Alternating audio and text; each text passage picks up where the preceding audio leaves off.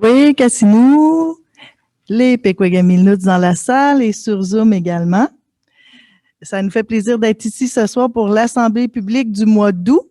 On est à effectif réduit aujourd'hui, étant donné les vacances. Alors, Inuchemao Dominique, chef Dominique s'excuse, est en vacances. Guylaine également en vacances.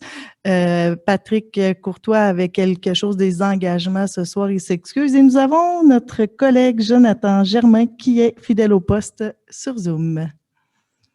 Alors ici, on a Karina, Jonathan, Guy Germain et moi-même qui préside, Gil Véro, et moi-même qui préside la rencontre. Alors, l'objectif d'aujourd'hui, de la rencontre d'aujourd'hui, c'est de rendre compte, d'informer et d'échanger avec vous sur l'ensemble des dossiers et des décisions de Katakou Macheta qui ont été prises depuis le 28 mai dernier. Les autres sujets, on les a abordés à la rencontre du mois de mai. Et habituellement, vous avez toutes les décisions qu'on a prises dans les feuillets qui est distribué, mais là, pour l'été, il n'y a pas de feuillet, il y a moins de réunions régulières également. Alors, le prochain feuillet qui va être imprimé, qui va être diffusé, ça va couvrir la période du 23 juin jusqu'au 5 septembre, puis ça devrait venir d'ici la fin de cette semaine ou début de la semaine prochaine pour ce feuillet-là. Au niveau de l'ordre du jour, le mot de bienvenue. 5 septembre, merci. J'ai dit 5 août? Merci. Au niveau de l'ordre du jour, le mot de bienvenue, les règles de déroulement. Au point 3, présentation des dossiers et des décisions. On voulait vous aborder à propos de la route du parc industriel, de l'entente régionale en matière d'éducation primaire et secondaire du CEPN. Ça va être collègue Jonathan qui va vous entretenir, Guy Véro. Il va vous parler également de la construction d'un pavillon culturel dans la planification annuelle des immobilisations 22-23. Collègue Karina va parler de l'entente de recherche collaborative entre Pequegamilnuts-Tequeken, l'Université de Sherbrooke et le Centre de ressources pour hommes Optimum du Saguenay-Lac-Saint-Jean. Je vais vous parler de la prolongation des travaux du livre d'histoire et Jonathan Guilverou vous entretiendra du grand rassemblement annuel des nouveaux diplômés nous du secondaire grandi de l'Institut Tchékapech. On prendra une pause et après, ça sera la période de questions et d'échanges avant de faire la conclusion de la rencontre. Au niveau des règles de déroulement, on a juste quelques petites règles pour la période de questions. Avant de prendre la parole, si vous voulez aller vers le micro et de vous identifier, ça permet également, parce que la rencontre est sur Zoom, puis c'est enregistré, ça nous permet, si vous parlez de l'endroit où vous êtes, on n'entendra pas bien dans l'enregistrement. Les personnes sur Zoom, si vous voulez ouvrir vos caméras, ça va faire plus convivial également, mais c'est à votre discrétion.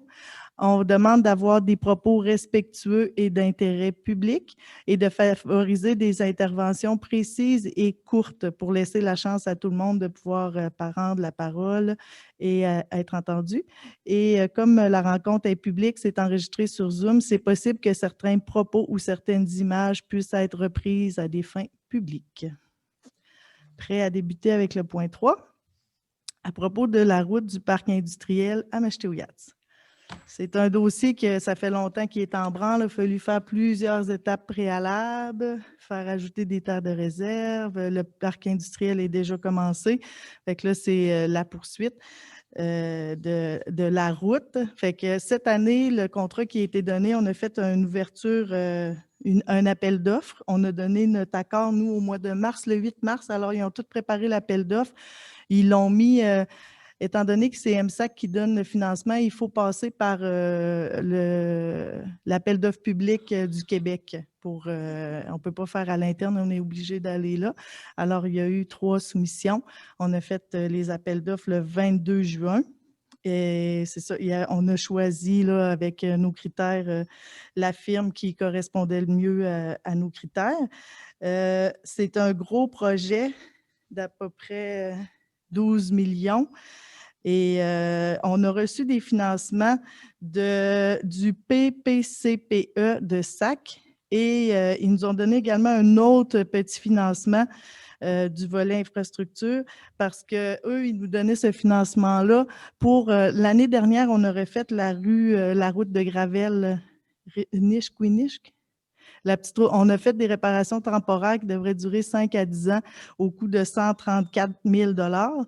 Fait qu'eux, le MSAC, il nous redonnait de l'argent, il nous donnait 2 300 000 pour refaire cette route-là vraiment bien pavée en asphalte. Fait qu'on a fait le choix de prendre cet argent-là. Ils nous offraient, si on voulait le prendre, pour pouvoir le mettre sur notre grande route qui va rejoindre la route régionale.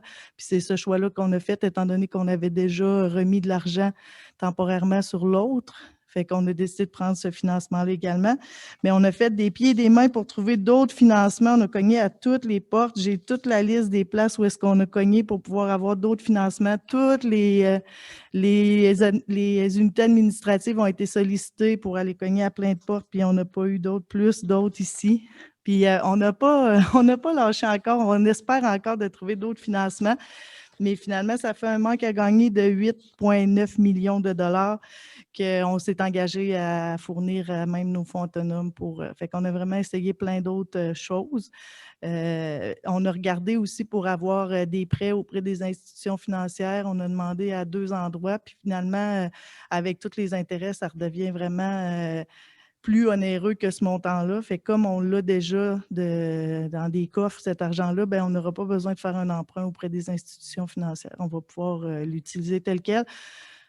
Même, fait que c'est ça, c'est pas, on est content parce que c'est un projet que ça fait vraiment longtemps qu'on a promis à tout le monde, puis qui va vraiment permettre le développement de notre communauté, qui va permettre à plein d'industries de venir s'installer chez nous. Fait qu'il faut qu'on mette les sous, puis il faut qu'on fasse ce travail-là. Fait que les travaux sont commencés, d'après moi, depuis lundi qui vient de passer. Ils ont peut-être commencé avant, le contracteur, pour pouvoir faire les chemins de chantier sur le côté.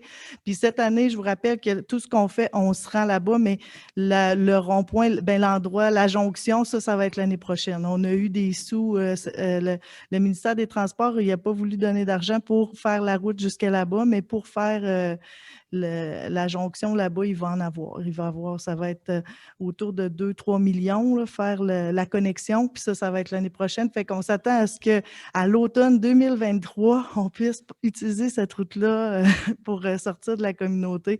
Fait qu'il y a des gens, ou même de l'organisation, qui disaient « Je ne pensais pas voir ça de mon vivant », mais là, la date de tombée, ça se rapproche vraiment. Fait qu'on peut aller voir les travaux se faire présentement jusqu'à, ils vont travailler jusqu'à temps qu'ils puissent, là. C'est prévu pour toute l'automne jusqu'à temps que... Fait qu'ils font cette portion-là, puis l'année prochaine, c'est l'autre. La jonction pour se rendre à la route 169. Fait qu'on vous redonnera des nouvelles de ce projet-là. Une autre chose que je peux dire on a trouvé vraiment intéressant quand on a ouvert les appels d'offres, il y avait la personne qui a remporté l'appel d'offres était à 11 629 240 et 50, mais on demande toujours aux gens qui appliquent sur nos appels d'offres de faire un plan de... Ouais, un plan de retombée locale. Fait qu'on leur demande, OK, nous, on te donne un contrat de ce montant-là, mais combien de ça qui va revenir dans la communauté? Fait qu'ils nous disent combien ils vont engager de Pequawagamelnou, qu'est-ce qu'ils vont prendre dans la communauté. Puis cette compagnie-là qui est Rosario... Oui, de Alma. Il y avait un plan de retombée locale de 4 millions. Hein? Rosario, oui. Oui, Rosario, je ne me rappelle plus du nom. C'est son nom de famille, je le ressortirai. Rosario Martel. Rosario Martel, hein, oui, il me semble que oui. Puis il y avait plus que 4 millions de retombées locales. Fait qu'il prenait son matériel ici, il engageait des compagnies d'ici en sous-traitance. Il parlait d'acheter la nourriture pour les employés dans la communauté, d'acheter des passes pour aller au musée. Il encourageait vraiment, vraiment beaucoup. Là, ils ont un contrat de 11 millions, puis ils redonnent dans les 4 millions de retombées locales. Puis on s'est bien entendu de surveiller pour voir, pas juste à la fin. Là, on veut lui demander à la fin, à l'automne, quand cette partie-là va être faite, de lui demander où il est rendu dans ses retombées locales par rapport à ce qu'il avait prévu. Parce que c'est sûr que réalistement, on ne pense pas que ça va arriver à la scène près ce qu'il avait prévu. Là. Il peut y avoir des petits changements, mais pour lui permettre, là, tu es un petit peu moins que ce que tu avais prévu. Qu'est-ce que tu penses que tu vas faire pour rattraper? Puis, fait qu'on va le suivre avec ça en cours de travaux pour que ça soit bien proportionnel puis que ça ressemble vraiment à ce qu'il avait prévu au départ au niveau des retombées locales. Alors, si vous avez des questions, ça va aller dans la période de questions, les prendre en note parce qu'on va faire tous les sujets puis on va aller aux questions ensuite. On serait rendu, je donnerai la parole à Jonathan Guil-Verreau. Je comitaine Sylvie, si je peux renchérir là, sur le projet de prolongement de la route Maïken, c'est quand même 8 millions là, qui vont être pris à même les coffres, les fonds autonomes, je veux dire. Fait que là-dessus, on s'est entendu tout ensemble, dans le fond, le politique et l'administratif, à essayer d'amoindrir les coûts qu'on allait prendre dans nos coffres. Donc, il y a un comité politico-administratif qui est en place pour essayer de solliciter des bailleurs de fonds là, pour amoindrir un peu le montant qu'on va prendre à même les coffres du conseil puis de la population. Donc, comme Sylvie vous l'a dit, dans le fond, Jonathan Guil-Verreau, conseiller délégué à l'éducation, au territoire ainsi qu'aux infrastructures services publics. Le point que je vais vous parler ce soir, un des points que je vais vous aborder, ça va être, en premier lieu, je vais vous parler de l'entente de financement régional en matière d'éducation avec le CEPN 2022-2027. Le 14 juillet dernier, à Kahnawake, il y a eu lieu, dans le fond, la signature officielle de l'entente régionale en matière d'éducation entre les communautés membres du CEPN, dans le fond, le Conseil en éducation des Premières Nations du Québec, et le gouvernement fédéral. Donc, ce financement-là, ça vient bien sûr augmenter le financement qu'on a de base annuellement. Pour faire un bref historique, c'est en avril 2019 que tous les chefs qui sont membres, dans le fond, du CEPN ont mandaté le CEPN lui-même pour venir négocier une entente avec le Canada et les communautés membres du CEPN. Donc, les discussions ont vraiment commencé en 2019. Et par la suite, c'est en 2022, soit le 14 juillet, comme j'ai mentionné tout à l'heure, qu'on a signé l'entente. Chez nous, la signature s'est faite tout dernièrement, comme vous avez pu voir dans les médias sociaux, ainsi qu'aux nouvelles, le 25 juillet, à l'intérieur des murs de l'école Casino-Mamou. Cette entente permettra, entre autres, d'augmenter le financement, d'avoir un financement qui est prévisible pour commencer, également un financement qui est stable à chaque année pendant les 5 prochaines années, ainsi qu'un financement qui est récurrent et basé sur les besoins réels et spécifiques de nos jeunes, de nos écoles primaires et secondaires de la communauté. Pour notre Première Nation, le financement que nous allons recevoir pour l'année scolaire 2022 à 2023 s'élève à 14 451 725 $. Donc là, on parle d'environ d'une augmentation de 5,5 millions de dollars par année jusqu'à la fin de cette entente-là qui va durer 5 ans. Avec ce nouveau financement-là, nous avons entre autres la responsabilité de promouvoir l'enseignement de la langue, de la culture, mais également la transmission de tous nos savoirs culturels. Également, on se doit de fournir des services de soutien aux élèves afin de s'assurer que tous les enfants ayant des besoins spécifiques aient un service éducatif qui est adéquat pour eux et de mettre ainsi le service de la technologie, au service de l'enseignement. Excusez-moi, pardon. Également, au terme de cette entente-là, nous avons des atteintes. Dans le fond, on a des attentes qui est attendues du Canada, mais aussi du CEPN. Entre autres, les objectifs à atteindre, c'est vraiment d'augmenter la réussite scolaire de nos jeunes, d'augmenter le taux de diplomation au secondaire et également d'assurer une éducation de qualité et culturellement appropriée. Ne va sans dire qu'on s'attend aussi à ce que la persévérance scolaire soit un facteur qui est mis de l'avant dans nos écoles. De ce financement-là, ce qui est exclu, dans le fond, on ne parle pas d'une entente de financement avec l'école des adultes, ni les formations professionnelles, ni le niveau postsecondaire.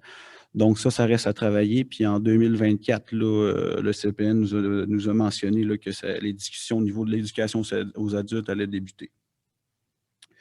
Donc, c'est ce qu'il y en est pour cette entente-là. Ce qu'il y a de particulier dans cette entente-là, c'est que c'est une entente qui a été négociée avec le fédéral, mais c'est vraiment selon les besoins de nos communautés. Donc, c'est des comités qui ont été créés à même le CPN avec des intervenants, soit d'ici ou d'ailleurs, comme chez nous, ça a été Nathalie Larouche, directrice de l'éducation, qui a participé à ces comités-là, pour fournir vraiment les chiffres et les besoins réels de nos communautés. Donc, cette entente-là a été soumise au fédéral, puis le fédéral n'a pas bronché, puis il a accepté l'offre qui était sur la table, dans le fond, puis ils l'ont tout de suite signé. Donc, c'est ce qui rend l'entente assez spéciale et unique en son genre. Donc, nous, on est très contents de ça. C'est sûr qu'il va falloir tout revoir, qu'est-ce qu'on va faire avec ce montant-là à l'intérieur de nos écoles. Là, on a quand même des grandes attentes, mais ça va être un plan qui va rester à travailler là, avec les directions concernées. Je pense qu'on peut qualifier ça d'une entente historique, puis on peut aussi féliciter là, les membres de chez nous là, qui ont participé à l'élaboration de cette entente-là, dont entre autres là, Nathalie Larouche qui a travaillé, fait des pieds et des mains pour arriver à une entente qui est vraiment à la hauteur de nos attentes, puis qui va permettre à nos jeunes d'avoir encore des meilleurs services là, pour eux dans nos écoles. On pourra aborder les questions à la fin de cette rencontre publique-là. Deuxième petit point que je voulais vous aborder ce soir, je ne sais pas si on avait à l'écran, OK, c'est bon. C'est la construction de pavillons culturels pour nos élèves dans nos écoles primaires. Oui, je pense que tu peux le montrer parce que pendant que je vais l'expliquer, ça va permettre de donner un aperçu au public. Donc, le 5 juillet dernier, Katako Macheta a autorisé la direction éducation main-d'œuvre ainsi que infrastructure services publics à ajouter à la planification annuelle des immobilisations de cette année la construction de pavillons culturels qui n'étaient pas dans les plans d'IMO pour cette année-ci. Donc là, cette décision-là fait suite à l'obtention à la confirmation, dans le fond, d'un financement via le principe de Jordan. Donc, c'est sûr qu'on ne s'attendait pas à avoir un projet de la sorte d'un ZIMO, mais vu le financement qui était accordé, on n'a pas eu le choix de lever la main là-dessus puis d'autoriser nos directions concernées là, à signer les papiers pour pouvoir construire ce fameux pavillon culturel qui va être installé, construit devant l'école secondaire Kesnou-Mamou sur le terrain où présentement il y a lieu la salle de classe extérieure. On sait que notre salle de classe extérieure, là, elle est extrêmement utilisée, puis il manque un peu de place. Fait que c'est pour ça qu'on l'a installé justement à proximité de celle-ci.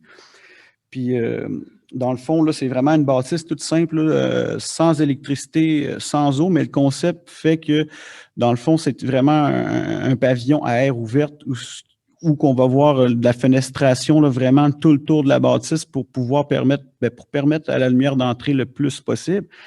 Également, là, le pavillon là, va être muni d'un poêle à bois pour une utilisation à l'année.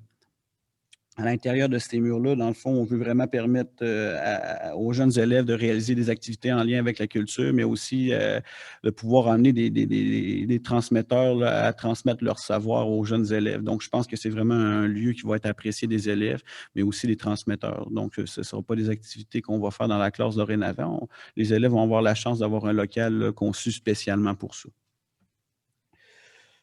Donc, c'est ce qu'il en est pour la construction de notre super pavillon. Là, si je ne me trompe pas, je ne veux pas vous compter de menterie, là, mais la construction là, à l'automne où je n'ai pas les dates exactes, là, je pourrais vous en revenir avec cette information-là un peu plus tard.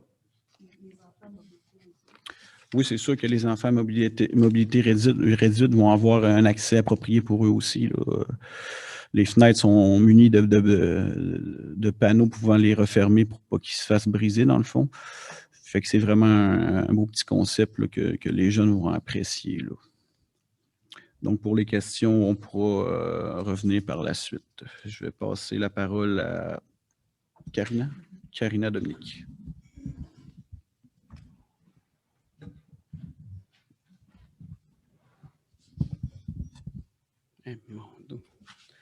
كويس مشتمل الدن وابمتان Nil Karina Dominique Nishinkashin, conseillère déléguée à Santé, Mieux-être collective, Patrimoine et Culture, MAC Ressources humaines. Aujourd'hui, je vais vous parler de l'entente de recherche, une entente de recherche collaborative entre Pequawamilnuts-Tequaken, l'Université de Sherbrooke et le Centre de ressources pour hommes Optimum du Saguenay-Lac-Saint-Jean, qui a été prise en juillet dernier.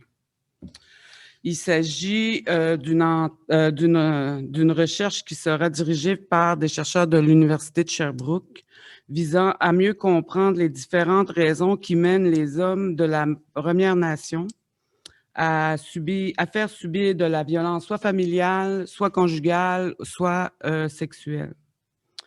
Le but et l'intention générale de ce projet est de développer des services avec sécurisation culturelle, bien sûr, tout en utilisant les connaissances actuelles. Il y a aussi améliorer les services et la collaboration entre différents organismes auxquels on collabore. Le plan d'action du projet sera échelonné sur 4 ans. Il y aura des objectifs pour chaque année. Entre autres, la première année, je vais vous en numérer 1 ou 2, mais pour chaque année, il va y avoir 5 à 6 objectifs qui vont être visés. La première année, c'est cerner les besoins structurels et organisationnels des organismes Optimum et SMEC, qui est Santé Mieux-être Collective, en lien avec la violence familiale, conjugale et ou sexuelle.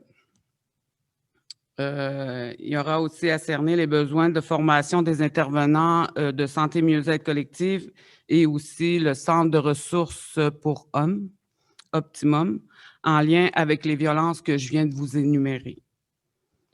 La deuxième année, il va y avoir une réflexion et priorisation des moyens à implanter pour répondre aux besoins ciblés. Il y aura aussi un inventaire des ressources humaines, matérielles et structurelles à disposition. La troisième année, le développement d'une formation pour les intervenants de SMEC, qui est Santé Mieux-être Collective, et le Centre de ressources Optimum, un centre pour les hommes. Ils vont former les intervenants aussi qui vont venir en aide à ces personnes, les hommes, parce qu'on sait que l'entente de recherche, puis c'est la clientèle, c'est les hommes. Puis, la quatrième année, il va y avoir une évaluation des retombées du projet et des interventions pour ensuite diffuser et partager les connaissances qu'on va avoir obtenues. Donc, voici, c'était un projet. Ce projet,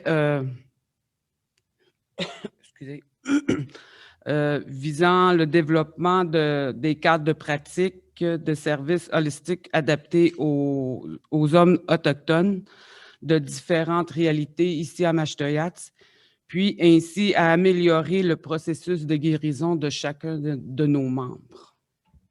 Fait que ça, c'était l'entente au grand titre de recherche avec l'Université de Sherbrooke. Fait que je vous remercie beaucoup.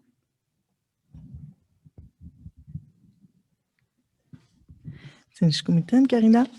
On est rendu au point de la prolongation des travaux sur le livre d'histoire. Alors, nous sommes en train d'écrire un livre sur l'histoire des Pequawamilnuts. Le mandat a été donné à un comité le 12 décembre 2018. Fait que, c'est 2018, mais pas mal à la fin de 2018. Alors, il y a un comité qui travaille là-dessus pour écrire le livre d'histoire. Et là, présentement, la rédaction est terminé. Ils ont réussi, les photos sont intégrées, des images, il est vraiment... Et là, il est à l'étape de comité de lecture. Alors, les élus, on a le privilège d'avoir reçu la copie de ce document de 7 chapitres. Il y a une introduction, conclusion. Ça commence à la préhistoire et jusqu'à la période contemporaine. 7 chapitres, 718 pages à date. Alors, on vient de le recevoir. On a jusqu'au 12 janvier pour le lire. Et ils sont aussi en train de former un comité de lecture de membres de la communauté de Meshtewiyats qui vont avoir la chance aussi de le lire et de le commenter. Et il y a également un comité qui est composé d'experts juristes parce qu'il y a plein de petites choses qu'il faut voir. Est-ce qu'on met les noms des personnes dedans ou si on ne le met pas? Il y a plein. Fait qu'il y a des juristes qui passent également sur le livre pour s'assurer que tout est bien puis il ne peut pas avoir de recours après. Alors, c'est ça, c'était pour vous mettre au courant parce qu'au départ, quand ils ont donné le mandat d'écrire ce livre-là, c'était livrable en janvier 2022. Et l'équipe est venue voir Katakou Macheta pour demander un délai de plus. Alors là, ils ont demandé l'échéance en juin, fait qu'ils ont réussi à respecter qu'en juin, le livre était terminé d'écrire. Et là, ils ont demandé, il manquait un petit peu de sous pour compléter, là, fait qu'on a accordé un montant de 42 000 pour compléter les travaux. Et il n'y avait pas été question à ce moment-là de l'édition. Fait que là, ils se sont demandé, est-ce que c'est nous qui faisons l'édition? Est-ce qu'on y va avec le musée? Fait que là, le livre s'en va en édition. Ça prend genre 4 à 5 mois pour tout mettre le graphisme, là, tout faire les... fait que, à date, on s'attend à pouvoir le sortir le 21 juin l'année prochaine, en 2023. On aimerait vraiment ça, pouvoir vous présenter ce livre-là. Fait que sachez que l'écriture est terminée, puis on est rendu au comité de lecture, puis à l'envoyer en édition. C'est tout pour le programme, la prolongation des travaux du livre d'histoire. On est rendu à notre dernier point. Je cède la parole à Jonathan Guilbeault. Sylvie. Dernier point qui est l'événement grandi dans le fond de l'Institut Tchekapish. Dans le cadre de mes responsabilités politiques, là, au printemps dernier, j'ai été invité à participer au colloque de l'Institut Tchekapish qui se tenait ici à Meshtewiyats du côté du musée, mais également du côté de Ouachat Maliotenam. Pendant ce colloque-là, on m'a abordé pour, dans le fond, sonder un peu le terrain, savoir si on était intéressé à participer là, à l'événement Grandi, qui est le grand rassemblement annuel des nouveaux diplômés de la nation Innu. Donc, j'ai apporté l'idée à ma direction concernée, puis j'en ai parlé aussi un peu avec la table. Étant donné qu'on n'est pas membre de l'Institut Tchekapish, je trouvais que c'était une bonne idée, dans le fond, d'emmener nos élèves finissants à cet événement-là. Événement là, qui est souligné à chaque année du côté de Ouachat Maliotenam par l'Institut, mais qui n'avait pas eu lieu depuis les 2 dernières années de pandémie. Donc, cette année, c'est près de 240 étudiants finissants de niveau secondaire qui ont vraiment obtenu leur DES, qui ont été invités à participer à cet événement-là. Donc, nous, de notre côté, la réponse a été favorable. J'ai été voir, dans le fond, les jeunes étudiants de secondaire de l'école Kassinou-Mamou, savoir s'ils étaient intéressés à participer à cela.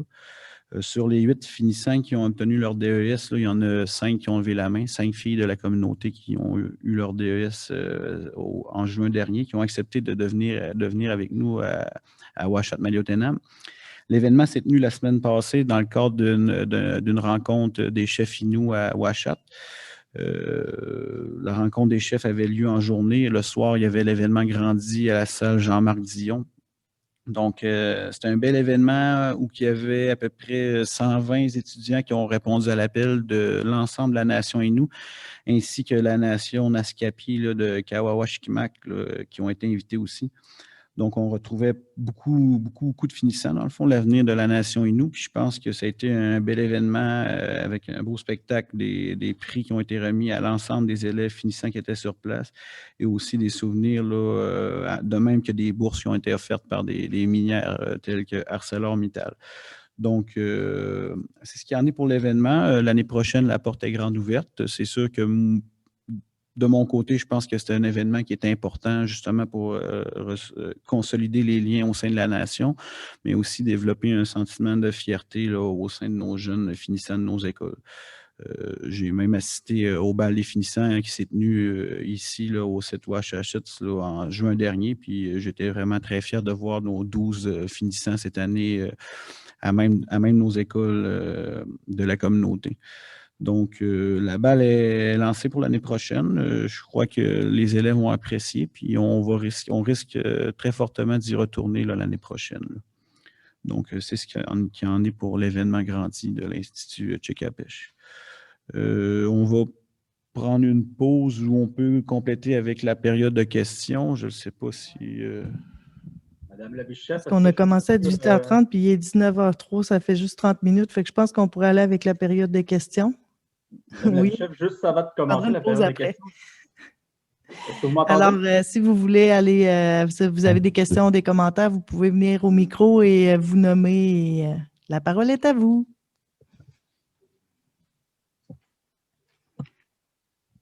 On a notre collègue Jonathan qui n'avait pas de dossier vraiment à présenter. Là, ben comme on est deux par... il y en a que ça aurait pu être lui ou ça aurait pu être quelqu'un d'autre, mais il peut répondre aux questions également. Est-ce que vous m'entendez? Est-ce que vous m'entendez? Pas fort, mais oui. OK, oui, OK. C'est parce que j'aimerais ça pouvoir expliquer aussi le pourquoi je ne suis pas avec vous. C'est pas que je suis à l'extérieur de la communauté, c'est juste qu'au courant de la journée, j'ai développé quelques petits symptômes qui s'apparentent un petit peu à la COVID ou un début de grippe. Donc, j'ai fait un test maison qui s'est avéré négatif, mais mon expérience passée m'a fait comprendre que j'ai déjà vécu un test négatif et le lendemain, je suis devenu positif. Donc, mieux vaut prévenir que guérir. Donc, j'ai préféré rester là, à la maison pour éviter d'une contamination peut-être envers vous là, qui participeriez à la rencontre publique de ce soir. Donc, je préférais l'expliquer pour que le monde comprenne bien que je ne suis pas à l'extérieur, je suis bel et bien à la maison, mais je préférais là, ne pas être présent là, pour éviter toute contamination possible. C'est bien. On était tous d'accord avec ça.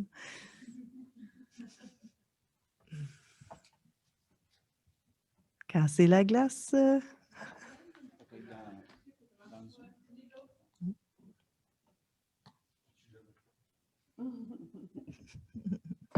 y aller dossier par dossier, mais pas tout en rafale, je vais laisser la place à d'autres également.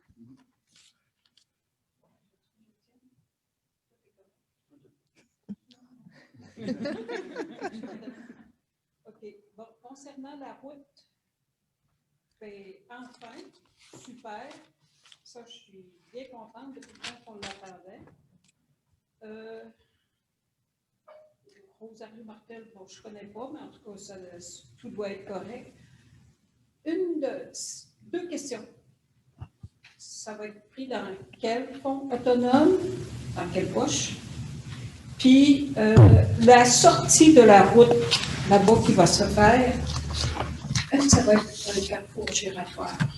J'espère que vous forcez pour ça parce qu'il y a tellement la vitesse est tellement grande dans ce point-là que c'est sûr qu'il va nous arriver plein de pépins.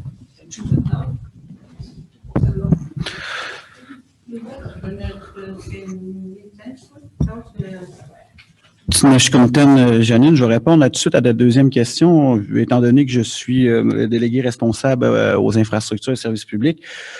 Pour ce qui est de la sortie se travaille de concert avec les experts du ministère des Transports du Québec. Ceux-ci nous ont mentionné là, dès les premiers échanges là, qu'un carrefour giratoire n'est pas envisagé dans ce secteur-là. C'est vraiment quelque chose qui n'est pas recommandé. Donc, nous, c'est sûr qu'on va avec aussi les recommandations des experts. Cependant, je ne peux pas dire en ce moment-ci quelle sorte de sortie qui est privilégiée en ce secteur-là. Ça va-tu être un dédoublement de voies? Ça va-tu être des lumières? On ne le sait pas encore. Mais une chose est sûre, c'est qu'il y a beaucoup de préoccupations là, pour la sortie-là, étant donné la dangerosité de la côte du Cran qu'on connaît. Donc, c'est sûr qu'on met tous les efforts en place pour avoir une sortie qui est vraiment sécuritaire. Mais pour l'instant, pour répondre à ta question, le carrefour n'était pas dans les plans dès les premières discussions. Pour ta première question, Sylvie va... Ouais, pour la question dans quel fonds on les prend, c'est ça, au niveau des fonds autonomes, c'est séparé, puis on met un montant à chaque année, on met, c'est ça, un montant, puis on l'a pas pris dans les fonds pour les investissements, parce que pour les investissements, il faut que ça rapporte de l'argent, puis à assez court terme, puis ça, c'est quelque chose qui rapportera pas assez à court terme. Ça va rapporter de l'argent au niveau que quand toute la route va être pleine, qu'il va y avoir des entrepreneurs dans chaque...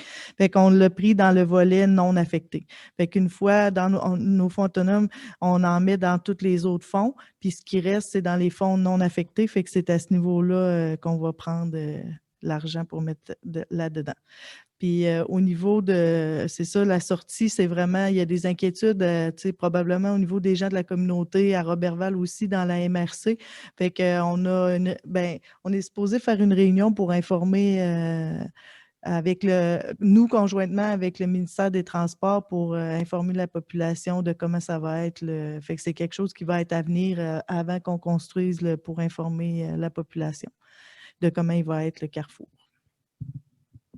Est-ce que ça répond à des questions?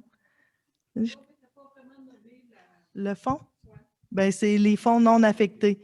Fait que c'est pas l'investissement, c'est pas l'économie, c'est pas la culture, c'est le reste dans le fonds au complet, là. Un coup qu'on a rempli tous les fonds auxquels ils ont des conditions bien précises, là, bien, dans celui des investissements, on a décidé de ne pas le prendre là-dedans parce qu'il ne répond pas aux critères, fait que c'est dans le reste des fonds. Ça s'appelle les fonds non affectés, qui ne sont pas affectés dans les autres.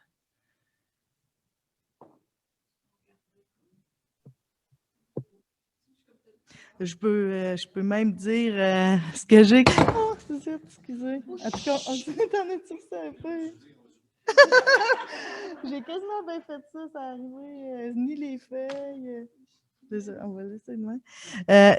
J'ai pris la réponse dans la résolution. Il est écrit, il est également résolu de prendre à même les fonds autonomes, volets non affectés, dont le solde en date du 31 mars 2022 est de 18 350 098 $. Et c'est ça qui est écrit dans la résolution, c'est dans ce fonds-là. Il est important aussi de préciser, là, si je peux me permettre, c'est que, comme tantôt mon collègue Jonathan Guilbeault l'a mentionné, il y a présentement un comité qui est là en place pour essayer de continuer d'aller chercher des bailleurs de fonds qui pourraient nous permettre là, de pouvoir là, en prendre moins dans ce fonds-là. C'est sûr qu'on espère fort que le ministère du Transport, considérant toute la dangerosité la côte du Cran, viennent aussi mettre en partie, eux aussi, de l'argent, considérant qu'ils vont utiliser cette voie qu'on utilise, nous autres, qu'on va utiliser pour le parc industriel, comme étant une voie de contournement.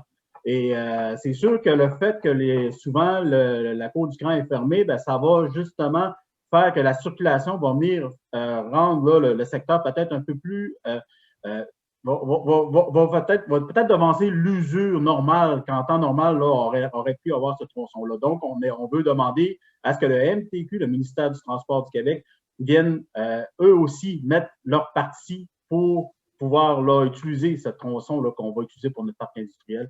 Puis en même temps, bien, ça va assurer une sécurité, oui, pour notre communauté, parce que là, présentement, quand il y a des contournements, tout ce qui est trafic circule à travers toute la rue Ouiachoune au grand complet. Donc, le danger est présent sur tout l'ensemble de la communauté. Tandis que là, ça va être seulement qu'un tronçon qui va être réduit à partir du parc industriel de la rue Mâche, aller jusqu'à la route, la rue Ouiachoune, la route de la Pointe-Bleue vers Saint-Prime. Donc, ça va permettre une certaine sécurité. Là, ça va être moins long comme détournement, dans le fond. C'est sûr que ce serait préférable là, que la circulation passe par là quand il y a la côte du Cran qui est fermée. C'est ça. Pour le moment, c'est 8 millions qu'on prend dans les fonds non affectés. Oui, c'est ça. Sur le projet, là, au total, c'est 8 millions qu'on prend des fonds non affectés. Et le reste, c'est déjà financé. Donc, ce n'est pas l'ensemble du projet. Là. Sylvie, elle n'avait pas dit 18? Non, c'est 8 millions. Le coût du projet, c'est ce qui reste, c'est 18 millions. Dans le fond, Il reste 18 millions de dollars, c'est 8 millions qu'on va chercher là. Mais c'est sûr qu'on va tout faire les efforts nécessaires pour amoindrir ces coûts-là. On a déjà abordé le ministre Laforêt à ce sujet-là dernièrement. Donc, c'est sûr qu'on va avoir des bonnes discussions avec les différents ministères parce qu'on sait que ça va servir à tout le monde puis que ça va peut-être sauver un problème pour la Côte-du-Cran aussi. OK, tu me donnes, Jonathan, pour les précisions que tu as amenées. Germain, je peux dire.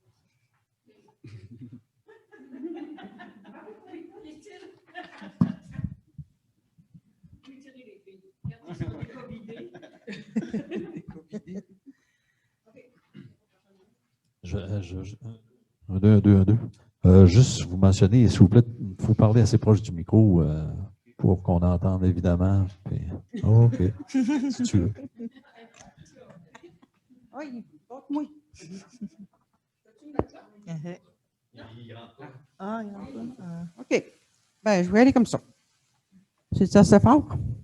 OK, quick snow check. Tu es now, comment tu le vois? Tu es Yes. Ah. Yes, c'est tout. OK, au même niveau, nous avons كيت ونوت أوسط Charentot et M. Julio Pablo. Il y a de l'argent qui arrive au niveau de par le CEPN, puis au niveau on parle de l'éducation secondaire et primaire. Puis, comme j'entends, avec les autres choses comme la construction du pavillon culturel. Et aussi, on peut parler aussi de la prolongation des travaux du livre d'histoire. Tout mis ça ensemble, je veux juste mentionner encore une fois, puis je sais vous le faites là, c'est une journée à Wasset. Moi, tu es la Wasset, et nous, c'est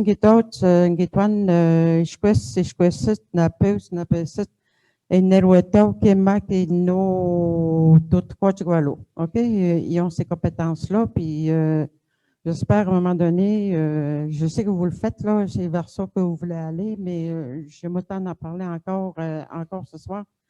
La relève, ben, c'est important, la relève, qu'on puisse leur donner toute la formation de toutes les sortes au niveau culturel.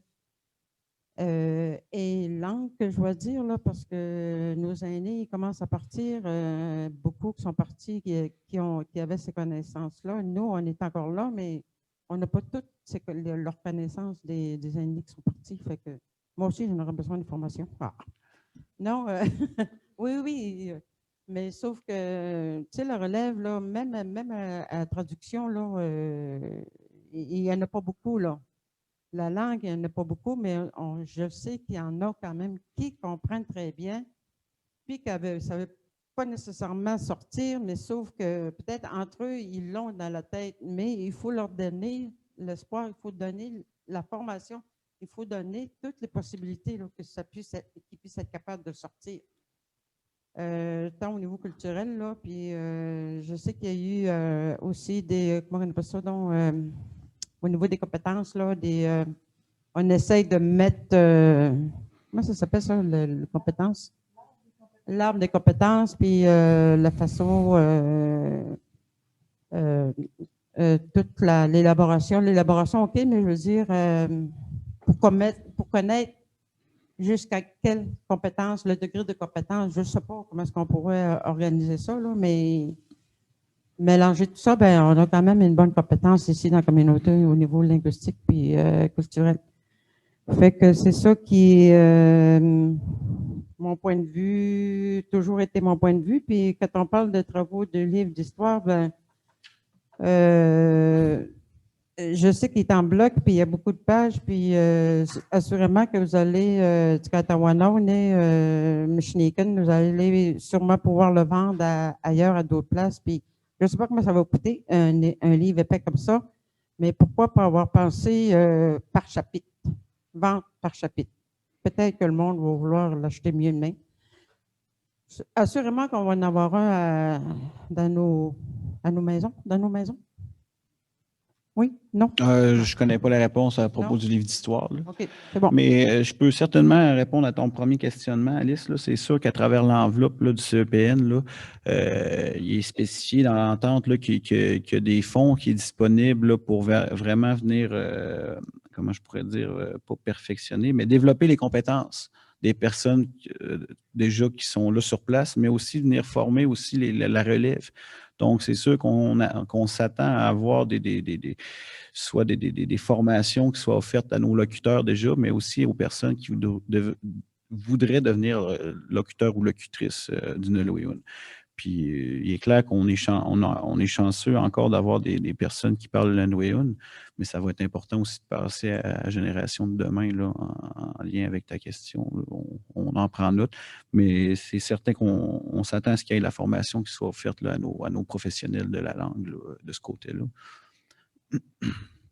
Est-ce que tu es non? OK. OK. Elle me donne la permission. Je vais continuer à répondre à tes questions. J'ai oublié de vous lire à propos du livre d'histoire. Ce livre sur l'histoire des Pequawagamis-Inuits s'adresse d'abord aux membres de la Première Nation eux-mêmes. Le souhait est de fournir une information juste sur l'histoire de la communauté qui se rapproche davantage du point de vue des Inuits, qui tient compte du vécu de nos ancêtres en les mettant en valeur et qui sera un outil d'enseignement accessible pour les jeunes et les moins jeunes. Alors, le but, c'est pas de le vendre le but, c'est pour nous autres, là. Puis, je veux pas m'engager, voir s'il y en a un par maison qui est. Mais on s'est rendu compte de ça après que peut-être un livre de 718 pages, c'est pas accessible à tout le monde, là. Je pense pas que c'est tout le monde. Puis, en même temps, j'ai eu, là, par rapport à mes cours, une madame Emmanuelle qui fait des bandes dessinées. Elle a fait « C'est toi qui es né dans mon pays », quelque chose comme ça, Emmanuelle Dufour, je pense. Puis elle en a fait un pour Lac Simon, comme en bande dessinée. Fait qu'on s'est dit qu'un coup qu'on aurait la grosse brique, ça serait vraiment bien de faire un projet pour le faire mettre plus en bande dessinée, avec plus d'images pour qu'il soit plus accessible. Fait que c'est pas encore, il n'y a rien de cané là-dedans, il n'y a rien de promis, mais on a déjà l'idée, puis on s'est déjà dit que 718 pages, ça serait peut-être pas accessible à tout le monde. Fait que tu es prête pour une autre question? Oui. Un commentaire plus, là, un commentaire de félicitations que je vais dire. J'approuve beaucoup de ces dossiers-là, puis surtout au niveau avec les jeunes concernant les nouveaux diplômés, puis il y en a qui ont embarqué, il y en a beaucoup qui ont embarqué, bien, tant mieux, parce qu'on a besoin de ça, on a besoin de ces jeunes-là, ils ont besoin d'avoir une fierté. Okay? Puis, le livre, OK. Puis pour les hommes aussi, c'est le temps qu'il y ait quelque chose. Je suis tannée de me faire battre. Oh, non, pas vrai. Non, la construction du pavillon culturel. Comment je pourrais dire? Vous savez que aussi il y a le. C'est pas coupé, hein? C'est correct? Ah, OK. Il me semblait que j'avais coupé. Au niveau des organismes là, communautaires, là, avec le document, avec le projet qui ont travaillé, puis ça se travaille encore. Comment je peux dire? Est-ce qu'il peut y avoir un lien avec ça? Ou bien est-ce que il va y avoir, comment je pourrais dire, est-ce qu'il va y avoir du négatif pour la demande, le projet de justement concernant les organismes communautaires, la bâtisse, la grosse bâtisse qu'on voulait que ce soit? Pour répondre à ta question, Alice, le bâtiment, dans le fond, le pavillon culturel n'est pas en lien avec le bâtiment des organismes communautaires. C'est vraiment, là, je ne sais pas si tu as eu la chance de le voir au début de rencontre, c'est un petit bâtiment qui est dédié aux élèves. Pour les organismes, on a été interpellés, on a reçu une lettre tout dernièrement, donc c'est sûr que là, je pense que ça va être à notre tour de prendre la balle au bon puis de venir un peu, de venir en aide, c'est sûr, pour justement le PFT qui appelle, là, le montant que les organismes cherchent pour travailler sur les plans. Donc, de ce côté-là, je pense que c'est Sylvie qui va aborder certaines personnes, étant donné que tu es dédié aux organismes communautaires, si je ne me trompe pas. Mais c'est sûr qu'il n'y a rien de réglé, mais on a le dossier entre nos mains, puis c'est sûr que c'est quelque chose qu'on voudrait vraiment là, qu'il soit mis de l'avant, puis qu'on veut encourager, c'est certain. À ce titre-là, on a su dernièrement qu'il y avait une forme de discrimination entre nos organismes autochtones sur terre de réserve et les organismes d'ailleurs. On a su qu'il n'y avait pas les mêmes financements disponibles pour les organismes québécois sur le territoire québécois qu'à comparer les nôtres. Dans le fond, nos organismes se retrouvent à peu près, pas sans financement, mais il y a des financements qu'on ne leur accorde pas. Donc ça, on l'a dénoncé dernièrement là, à M. Duceppe au niveau du fédéral. Donc, c'est sûr que c'est quelque chose qu'on va travailler aussi. Mais c'est vrai, à la vice-première ministre, Mme Guibault, qui est venue à la traversée du lac Saint-Jean. Donc, c'est sûr qu'on va travailler, on va continuer le travail en ce sens-là. Là. Puis, de constater qu'on est encore une fois discriminé, c'est pas étonnant, mais ça en devient un peu choquant. Puis, c'est sûr qu'on va avoir des bonnes discussions avec le Québec à ce sujet-là. Good niam. Alice Chinkashon, nous citons Whitman Chinkashon. Nashkumten, Alice. Good niam.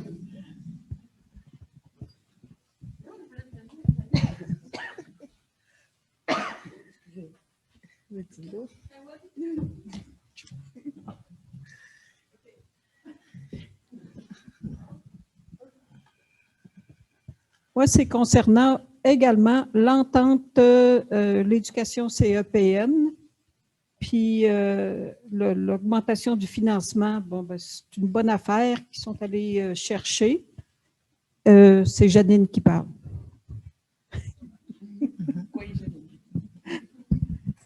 Promouvoir la langue, culture, puis augmenter la technologie. J'espère que ça va pouvoir être, ça va pouvoir se faire tout ensemble, parce qu'il faut vraiment être innovant maintenant pour la langue, parce que ça se perd. Oui, pour la relève, pour qu'ils rentrent dans les écoles puis qu'ils soient très actifs, mais j'espère aussi fortement, beaucoup, en masse, à l'EM, qu'il y ait plus d'heures qu'une heure par période de 9 jours. C'est ça? C'est encore ça? Je ne peux pas te confirmer. En tout cas, non, peut-être que vous ne pouvez pas me confirmer, mais que ça va augmenter le nombre total pour l'acquisition de la langue, surtout la langue, parce que c'est vrai qu'on est en grand danger. C'est une bonne affaire que les jeunes aient accepté d'aller, qu'on ait reçu l'invitation, mais qu'il y ait des jeunes qui aient participé à Tsikapèche, à Grandi, parce que ça leur donne également, puis ils peuvent le propager comme message, le sentiment encore plus réel d'appartenir à notre nation Innu, parce qu'on fait partie de la nation Innu. Ben, tu sais, ça leur donne ça aussi. Mais il faut aussi que dans l'histoire, puis dans la culture qu'ils vont apprendre, ben, qu'ils apprennent ça également, puis qu'on ait le sentiment d'appartenance encore plus forte à notre nation que ce qu'on a présentement. Là, je fais juste un lien à rebours avec la route, la construction de la route. Dans les retombées, torieux que j'aimerais ça, être encore plus fière de ma communauté, parce que là, je trouve pas ça attrayant, je trouve ça lettre, L-E-T-T-E, mais vraiment lettre, là, il y a des points qu'on voit qu'il y a du monde qui s'implique puis qui veulent améliorer, mais c'est pas beau. Puis un point de lien avant, avec Optimum, j'imagine aussi que tout ce qui, des fois, et je trouve ça triste de voir, bon, c'est peut-être aux heures où je vais marcher ou ben, des choses comme ça, mais il y a beaucoup d'hommes que c'est triste à voir aller, là. Fait que peut-être qu'on va essayer de les rattraper avec ça aussi, mais c'était juste... On a le moyen, autant financier que les moyens également humains, si on décide de bouger, mais il faut aussi des leaders qui le disent, que notre communauté peut être encore plus belle. Parce qu'on voyage dans d'autres communautés, là, ça apprécie que c'est beau. aller juste à pas loin d'ici, là, tu sais, puis c'est beau, ils se tiennent bien, puis, tu sais, c'est propre.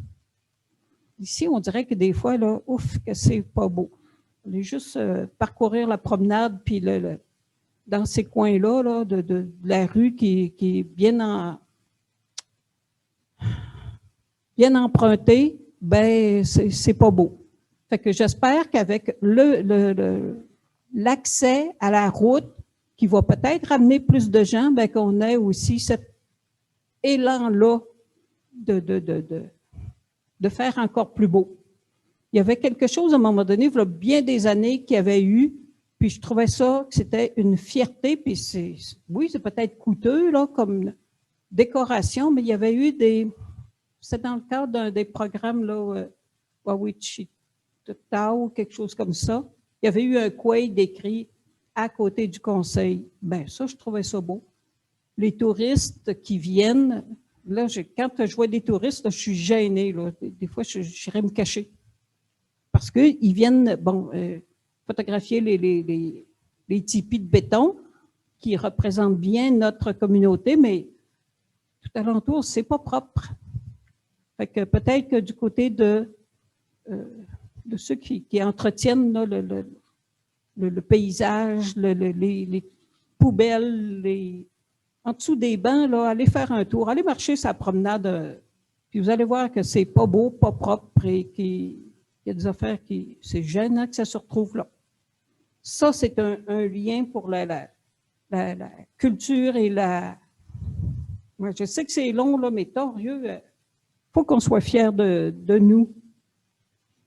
Puis, selon les besoins de la communauté, dans l'entente CEPN, oui, il y avait la langue, mais j'ai hâte de voir qu'est-ce que ça va être comme montant qui va être alloué ou qu'est-ce que ça va être comme plan d'action, parce que vous dites que vous allez le revoir le plan d'action du financement. Je ne sais pas si j'ai bien compris. Dans le fond, qu'est-ce qu'on va revoir? C'est toute l'offre de services avec ce nouveau financement-là. Premièrement, parce qu'on a des attentes au niveau culturel, au niveau aussi de la communication du Nolwenn.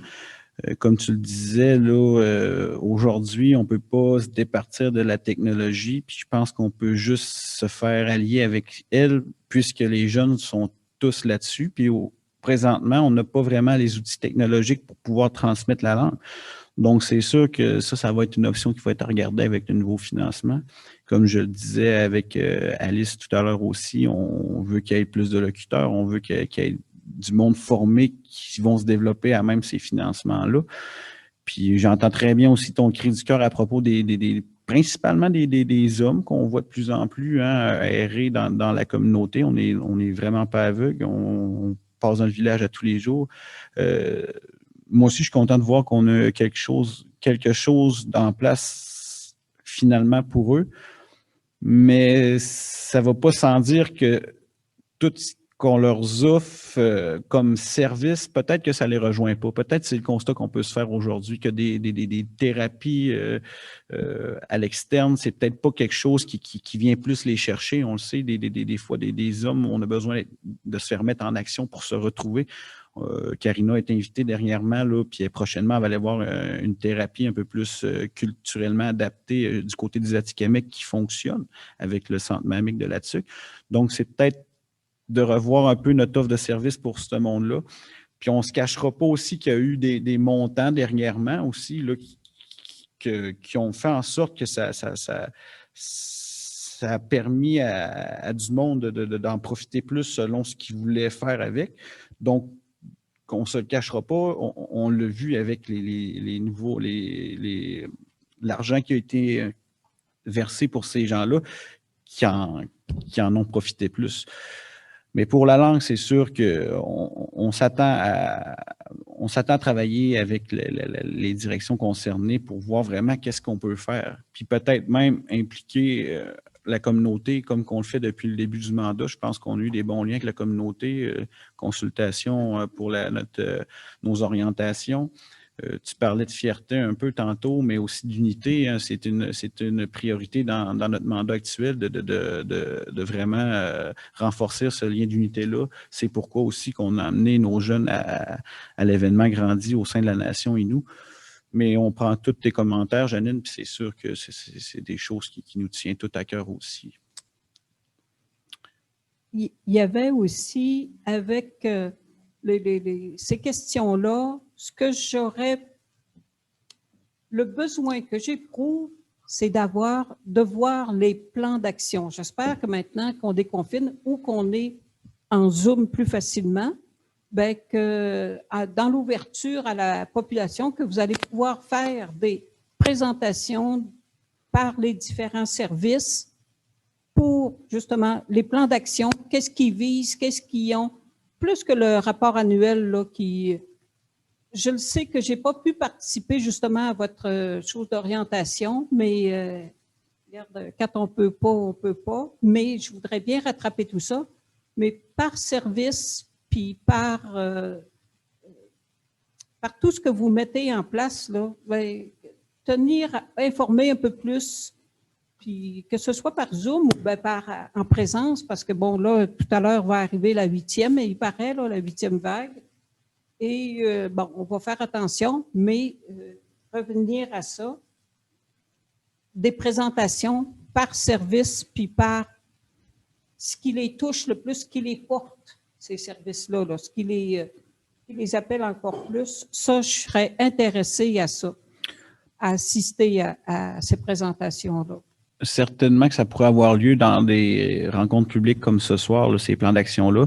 Tout prochainement, là, je tiens à vous dire que la planification stratégique va être présentée à la communauté dans les prochaines rencontres publiques. Je n'ai pas la date exacte, là, mais la planification stratégique qui découle de nos orientations là, est pratiquement finie et est rendu à l'étape de l'impression. Donc, ça va vous être présenté. Puis pour ce qui est des plans d'action, c'est sûr qu'on essaie d'être le plus transparent possible. Donc, j'imagine que ce ne sera pas quelque chose, ça va être quelque chose qui va être possible de vous présenter là, dans peut-être pas les prochaines immédiatement parce qu'on a quand même une cédule établie, mais au cours des prochains mois, on espère pouvoir la partager avec vous. Là. J'ai une autre demande à faire également. Pour prendre connaissance de tous ces plans-là ou la planification stratégique ou tout ça, j'aimerais ça que les annonces que vous faites, les annonces que vous portez, c'est parce que je ne suis plus très Facebook. J'haïs ça, aller là-dessus.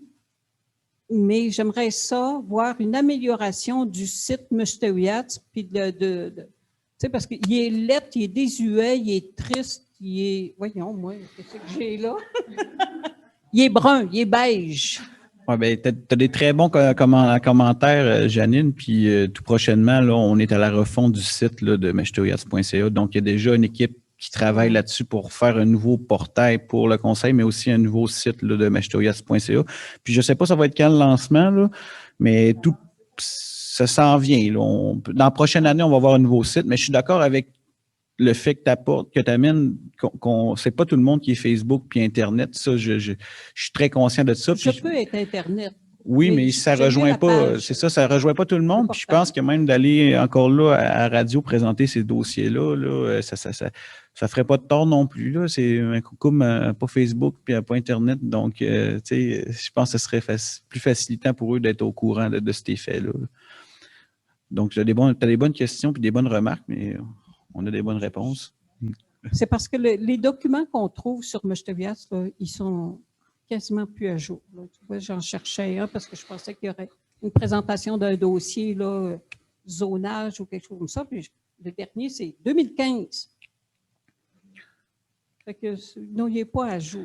Oui, puis je ne pense pas qu'il y avait eu de mise à jour du plan de zonage depuis 2015, François. Je me trompe dessus. Il y avait-tu des petites mises à jour, mais tout dernièrement, là, ben, cette semaine a pris fin la consultation publique concernant les modifications de zonage là, qui étaient soumises à la consultation dans les 20 derniers jours. Là. Donc, là, on a apporté des modifications. Ben, dans le fond, on l'a soumis à consultation publique. On est en rencontre publique lundi soir ici même. Donc là, on est là à refaire les ajustements de certains règlements. Tu vois, je l'ai manqué. C'est Mais- l'information qui ne se rend pas facilement à la population. C'est un des points que j'amène. Là. Puis je voulais juste savoir qu'est-ce que c'est BFT, les organismes publics, là, puis vous avez parlé de BFT, l'acronyme. là. Plan fonctionnel technique. Plan fonctionnel technique. Donc, les organismes communautaires sont rendus à cette étape-là, puis c'est quand même assez onéreux de faire ces PFT-là. Donc, ils nous ont sollicité pour les aider à avoir le financement nécessaire à la réalisation de ces plans-là. Tout dernier point. Je vous le jure. On est là pour ça. On est là pour ça. Où est-ce que je peux donner mon nom? Moi, je serais intéressée à ces 718 pages-là, comité de lecture. Tu dois avoir la réponse. C'est Isabelle Lalancette qui est responsable de ce dossier-là. Pour revenir voir, j'ai le numéro de téléphone, puis son isabelle.lalancette@commercial.mhtws.ca. Pour les assemblées publiques, là, on en fait une à chaque mois, puis on alterne. Il y a un mois que c'est un compte-rendu sur nos décisions, les dossiers, puis l'autre, c'est un sujet plus particulier. Fait qu'à date, la dernière fois, on a fait notre entente de partage de territoire avec ESPIT. On a parlé du dossier des Hurons. Fait que le mois prochain, ça sera pas une rencontre comme aujourd'hui où ce qu'on vous fait part de toutes nos décisions, ça va aller juste à dans 2 mois. Fait que la prochaine rencontre, ça va être le 14 septembre. Puis, je vous remercie. Je suis en avance. On peut continuer les questions, mais on est vraiment très content que vous soyez là en plein été. On a décidé qu'on continuait de faire les rencontres en été. On a fait juin, juillet, août. Puis, on se disait, même s'il y en a qui sont en vacances, nous autres, on est là au poste, puis puis on s'aperçoit que la population est là aussi. Fait qu'on est vraiment content. On se parle pareil, même quand c'est l'été. On a tout le temps des choses à dire. Vous avez tout le temps des choses à dire aussi. On peut continuer avec les questions. Madame Alice. S'il n'y a pas personne d'autre, je vais y aller.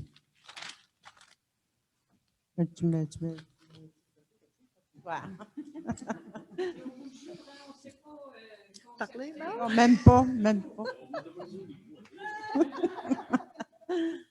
OK. Nu almoten, Tuan, Cathy, almoten, Skashkat, Tuan. Je vais parler de quelque chose que vous n'avez pas mentionné, là, mais sauf que c'est quand même quelque chose qui s'est passé aujourd'hui concernant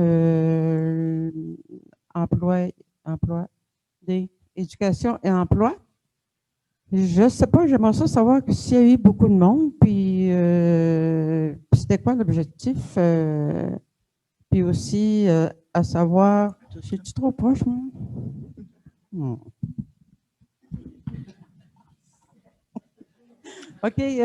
Non, c'est parce que c'est à savoir si tout le monde a été, comment je pourrais dire, dans leur donner ces informations-là. Pourquoi pas aussi pas passer par nous, je veux dire, là, nous, parce qu'ils sont deux, nos, qui se promènent là, dans le village. Travailleurs de rue. Comment? Oui, travailleurs de rue, puis pourquoi pas s'en servir avec eux autres pour propager les informations que vous amenez, là, que vous travaillez. Et puis, être au courant, là, c'est sûr que c'est peut-être pas eux autres qui vont venir dans les rencontres, mais s'il y a quelqu'un qui au moins qui amène le messager, un messager, s'il vous plaît. Okay. Oui, de ce côté-là, Alice, dans le fond, aujourd'hui avait lieu le centre de formation et d'emploi. Dans le fond, c'était aujourd'hui. Non, on est-tu mercredi? Ah, c'était hier, excuse. On est mercredi, c'était mardi. Je n'ai pas pu y assister. Je vais certainement en parler avec Nathalie. Dans le fond, c'était vraiment une journée porte ouverte pour les entreprises, mais aussi les écoles puis les centres de formation professionnelle qui étaient intéressés à venir faire un peu du réseautage à travers la population pour voir s'il y avait du monde intéressé, puis s'il y avait du monde qui avait des questions aussi à poser à divers centres d'études ou de faire des offres, dans le fond, à des entrepreneurs qui étaient ici. Je peux pas dire cependant si ça a pogné, puis je ne peux pas dire non plus s'il y a eu de l'information qui a été partagée par nos travailleurs de rue. Cependant, là, la dernière édition là, qui s'est passée là, ici même, là, la population a répondu à l'appel. Présentement, du côté d'éducation main-d'œuvre, là, à compter de l'automne prochain, il y a une formation en soudure qui est offerte à des gens de la communauté. Si je ne me trompe pas, là, c'est 5 personnes de la communauté là, qui vont faire partie de cette cohorte-là. À même titre un peu que notre dernière cohorte de cuisine, c'est ça. Donc, ça, du côté de l'éducation main-d'œuvre, c'est vraiment un objectif qui est clair, c'est qu'on veut offrir une formation par année à la population là, pour les gens qui sont justement un peu plus éloignés du milieu du travail. Donc, on veut vraiment les insérer graduellement. Bien souvent, ça commence avec une formation d'appoint, je n'ai pas le nom exact, là, pour les amener à poursuivre, à cheminer vers un DEP. C'est ce qui est arrivé avec le DEP en cuisine, dans le fond. Là, on a commencé avec une petite formation préalable pour avoir tous les acquis nécessaires, les prérequis. Puis par la suite, ils ont pu continuer avec le DEP. Puis c'est vraiment un objectif aussi qu'on a à la table, c'est d'aller chercher le plus de monde possible à chaque année qui sont éloignés du marché du travail, d'aller les chercher puis de les réintégrer dans le marché du travail. On ne se le cachera pas, là, on a une préoccupation de par les personnes, le haut nombre de personnes qui sont présentement sur la sécurité du revenu, là, surtout du monde qui sont vraiment en bas âge, là, ça nous préoccupe grandement. Puis nos orientations puis nos actions là, sont vraiment faites dans ce sens-là. C'est vraiment d'aller chercher le plus de monde possible à chaque année. C'est sûr que si on aurait un centre de formation professionnelle, on pourrait le favoriser plus parce qu'on est conscient aussi que, dans le fond, il faut mettre tous les efforts nécessaires, mais aussi faut vraiment adapter les formations. Il faut tout adapter, dans le fond, pour que ce soit plus facilitant aussi pour notre monde. Ce n'est pas tout le monde qui ont un auto pour aller aux études au Saguenay. C'est vraiment des familles, des fois des jeunes familles, des familles monoparentales. Donc, nous, c'est sûr que de ce côté-là, on a du travail à faire aussi afin d'essayer d'adapter ces formations-là. Puis, ça a été un succès, on l'a vu avec le DEP en cuisine, c'est le cégep de Jonquière qui se sont déplacés à Roberval pour venir l'offrir à notre monde. Donc ça, on était content de ça. Là, on est avec une formation de soudage, je pense que c'est à Dolbeau, mais il y a le transport qui est offert encore là, fait que c'est des bels exemples de réussite, puis on va continuer à travailler en ce sens-là, c'est certain.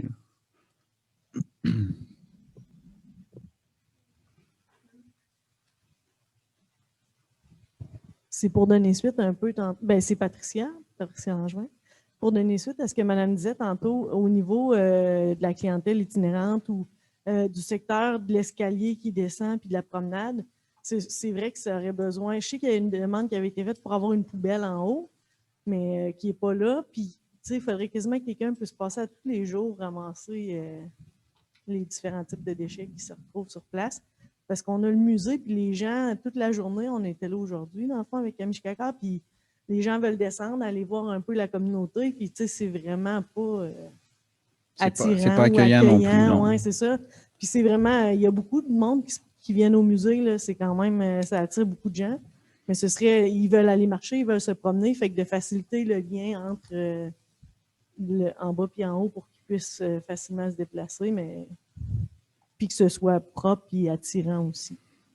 Oui, tes commentaires sont bien entendus, partagent la même idée un peu que Janine tout à l'heure, donc c'est sûr que les commentaires vont être transmis à ma direction concernée, dans le fond.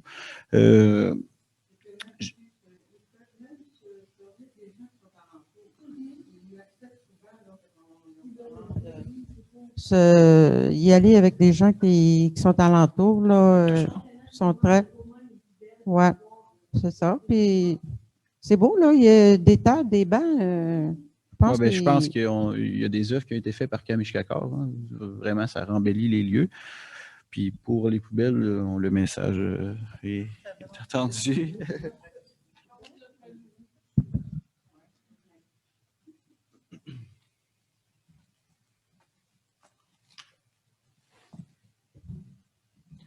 Sur le web, on a-t-il des questions? Est-ce qu'il y a des questions par Zoom?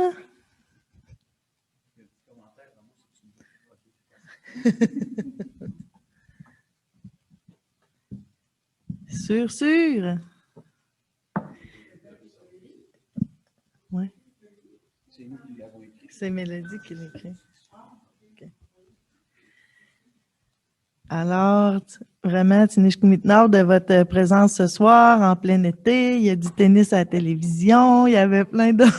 Vite, vite, vite! Oui, la prochaine date de rencontre, c'est le 14 septembre. On n'a pas les sujets encore, ça ne sera pas un compte-rendu comme aujourd'hui, ça va aller au mois d'octobre. Alors, Tinishkumiten, bonne fête de soirée! Merci aux gens sur Zoom aussi, à notre collègue Joe qui est avec nous. Madame Doris. Tout le monde.